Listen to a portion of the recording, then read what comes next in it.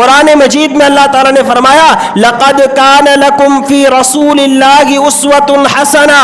نبی کی زندگی میں تمہارے لیے ایک نمونہ ہے، ایک بہترین آئیڈیل ہے۔ تم نبی کے طریقے کے مطابق اگر زندگی گزارو گے، تمہارا اٹھنا، تمہارا بیٹھنا، تمہارا سونا، تمہاری غمی، تمہاری خوشی، تمہاری تجارت، تمہاری زراعت اگر نبی کے طریقے کے مطابق ہوگی تو تم کامیاب ہوں گے، اور تمہارا پورا دن، پورا تمہارے کام کاج نبی کے طریقے کے مطابق اگر ہوں گے تو پورا دن تمہارا عبادت کے ساتھ گزرے گا۔ اور اگر پورا دن عبادت کے ساتھ انسان کا گزرے، نمازوں کا اہتمام ہو، زکوٰۃ ادا کرتا ہو، رمضان کے روزے رکھتا ہو، اور مال آنے پر حج کرتا ہو، وہ آدمی اگر اس دنیا سے جائے گا تو اس کی قبر جاتے ہی جنت کا باغ بن جائے گی، اور جب وہ حشر میں اٹھایا جائے گا بغیر حساب کتاب کے جنت کے دروازے اس کے لیے کھول دیے جائیں گے۔ اگر اعمال اچھے ہو، اگر زندگی نبی کے طریقے کے مطابق گزاری ہے، ہمارا دعویٰ یہ ہے کہ ہم نبی کے امتی ہیں، ہم نبی کے دیوانے ہیں، ہم نبی کے مستانے ہیں، ہم نبی کے نام پر مر مٹنے کے لیے قربان ہیں۔ یار تو یہ تو بتا، تو فجر کی نماز 2 رکعت پڑھنے کے لیے کیوں نہیں آتا؟ جس نبی کا تو عاشق بنا بیٹھا ہے، جس نبی کا تو سچا عشق کا دعوے دار بنا بیٹھا ہے کہ ہمیں نبی کی ذات سے سب سے زیادہ محبت ہے، نبی کا نام آنے پر تو اپنے ہاتھوں کو چوم لیتا ہے، بتا تو نے نبی کے طریقے پر کتنا چلا؟ دیکھو ہر آدمی نبی سے عشق کرتا ہے، کوئی شعر و شاعری پڑھ کر، کوئی الگ انداز سے غزل پڑھ کر، کوئی کیا کر کے محفل میلاد قائم کر کے، اور کس طریقے سے نبی سے محبت کرتا ہے، لیکن سچا عاشق وہ ہے جو نبی کے بتائے ہوئے طریقے کے مطابق زندگی گزارے، جو اپنے اخلاق کو نبی کے بتائے ہوئے تعلیمات کے مطابق کرے، جو اپنی زندگی کو نبی کی تعلیمات کے مطابق کرے، اپنی کھیتی، اپنی زراعت، اپنی تجارت، اپنی دکان پر بیٹھے اس کو یوں یاد ہو کہ نبی کی تعلیمات کیا ہے۔ ہاں، جس کو نبی کی تعلیمات سامنے ہوگی وہ کبھی دکان پر بیٹھ کر ڈنڈیاں نہیں مارے گا، وہ کبھی لوگوں کے ساتھ بیٹھ کر غیبت نہیں کرے گا، وہ کبھی لوگوں کے ساتھ مل کر کسی کی غیبت نہیں کرے گا، وہ کسی کی ناحق زمین نہیں دبائے گا، وہ کسی پر ظلم نہیں کرے گا، اگر نبی کی تعلیمات سامنے ہوگی۔ لیکن اگر جھوٹا دعویٰ ہے کہ ہم نبی کے امتی ہیں، اگر نبی کے امتی کے اپنا لیول لگا رہے ہو، اگر اپنے آپ کو حضور اکرم صلی اللہ علیہ وسلم کا امتی کہلا رہے ہو، پھر مسلمانوں یہ ٹوپی پہن کر، یہ پگڑی پہن کر، یہ چہرے پر داڑیاں سجا کر، یہ مسلمانیت والا لباس پہن کر، سرکاری رجسٹروں میں اپنے آپ کو مسلمان شمار کر کے جب قیامت کے دن اللہ کی عدالت میں جاؤ گے، اس وقت اگر اعلان ہو گیا یا رب ان قوم اتخذوا هذا القرآن مہجورا، اے میرے پاک پیغمبر یہ آپ کی وہ امت ہے جو تیرے قرآن کو چھوڑ کر، تیری تعلیمات کو چھوڑ کر اپنے باپ دادا کی رسومات ادا کرتی رہی، شادی کا موقع ہو، شادی بیاہ کا موقع ہو، خوشی کا موقع ہو، غمی کا موقع ہو، تجارت کا موقع ہو، زراعت کا موقع ہو، اپنے خاندانی رسومات ادا کرتا رہا، بھائی کو راضی کر لیا، ماں باپ کو راضی کر لیا، رشتہ داروں کو راضی کر لیا، ارے تو نے گنبد خضرا کے مکین کا دل دکھایا ہے۔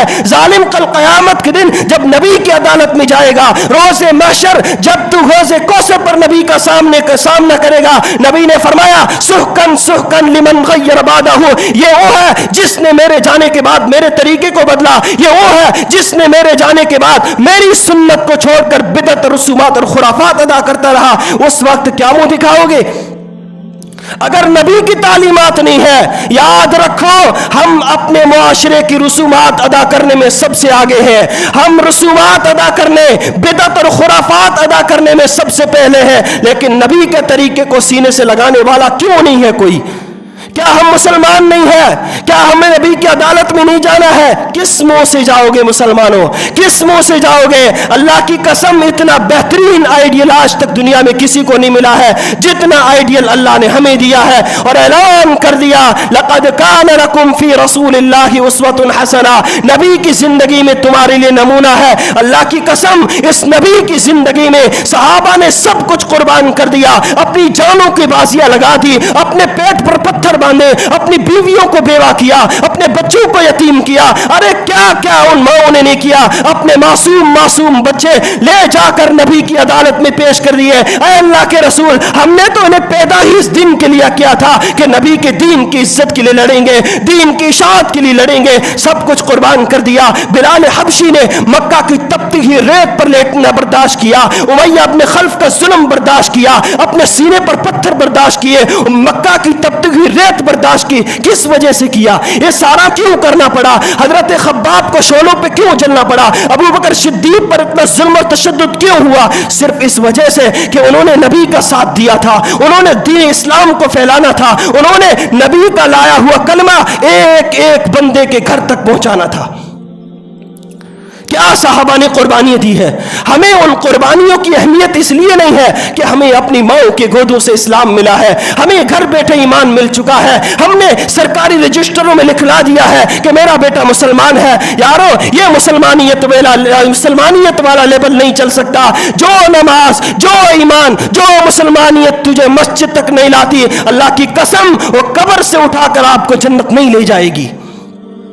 اپنے اعمال پر نظر ثانی کرو, اپنی ماضی کی زندگی پر نظر ثانی کرو. دیکھو انسان سے گناہ ہو جاتے ہیں, گناہ آپ سے بھی ہوتا ہے, گناہ مجھ سے بھی ہوتا ہے, لیکن اللہ فرماتے ہیں تم اتنے گناہ کرو, زمین کی سطح سے لے کر آسمان کی بلندی تک کر لو, پھر میرے در پہ آؤ اور میرے در پر آ کر آنسو نہیں بانے, صرف ہاتھ اٹھا لو اور آنسو کی شکل بنا لو, رونے کی شکل بنا لو, اور ایک مرتبہ میرے سامنے کہہ دو اللہ جو زناکاری, بدکاری, غیبت, جھوٹ, تکبر, حسد, نمازوں کا چھوڑنا کر چکا, آئندہ اللہ نہیں کروں گا. اللہ غفور رحیم ہے اور اعلان کر دیا ہے یجید اللہ غفور الرحیم, وہ مجھے غضبناک نہیں پائے گا, مجھے واپس لوٹانے والا نہیں پائے گا. یارو اگر زندگی میں جو کچھ کر چکے ہو, اگر ابھی زندگی میں موقع ہے, کل صبح ہو نہ ہو, لیکن اس وقت ہمارے پاس موقع ہے. ہم اللہ کے سامنے ہاتھ اٹھا کر اگر اپنی ماضی کی زندگی پر ندامت کے اشک بہا لے,